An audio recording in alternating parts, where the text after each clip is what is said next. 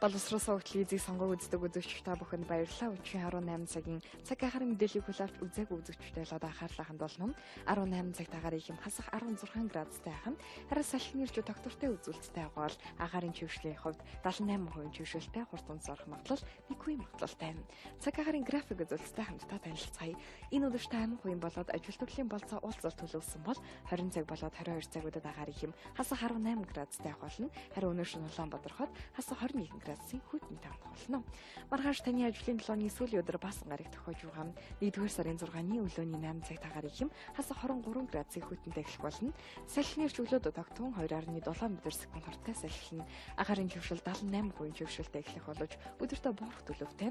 Харин цас орох магадлал маргааш өглөөний байдлаар 1% магадлалтай байх юм. Нүүдэлчин монголчууд бидний өмнө дэдэс эрт үеэс байгалийн өнгөтэйг ажиглан цаг агарыг урьдчилан тааж зөвмөсөөр ирсэн картум юм.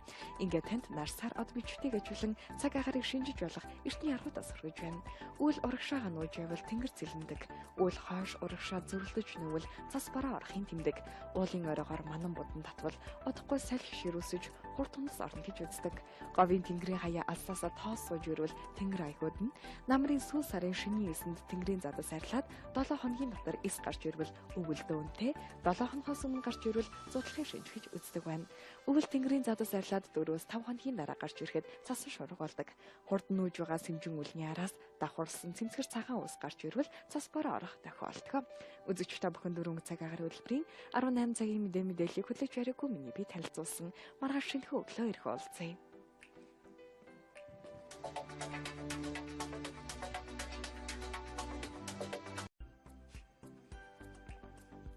Боловсрол телевизийг сонгог үздэг үзэгч та бүхэнд баярлалаа. Өчигдөр 18 цагийн цаг агаарын мэдээллийг хүлээвч үзээгүй үзэгчтэй л одоо анхаарлаа хандуулна. 18 цаг тагаар их юм хасах 16 градустай хам. Харин салхины ирж доктортой үзүүлэлттэй бол агаарын чившлийн хувьд 78% чившилтэй хурдан зорох магадлал 1% магадлалтай. Цаг агаарын график үзүүлэлттэй хамтдаа танилцгаая. Энэ өдөрт 8% болоод ажил төрлийн болцоо уулзалт төлөвлөсөн бол 20 цаг болоод 22 цагуудад агаар их юм хасах 18 градустай болно. Харин өнөөдөр шөнө Улаанбаатархад хасах 21 градусын хүйтэн тавих болно. Маргааш таны ажлын 7-ны сүүлийн өдөр басан гараг тохиож байгаа. Нийт гэж үздэг.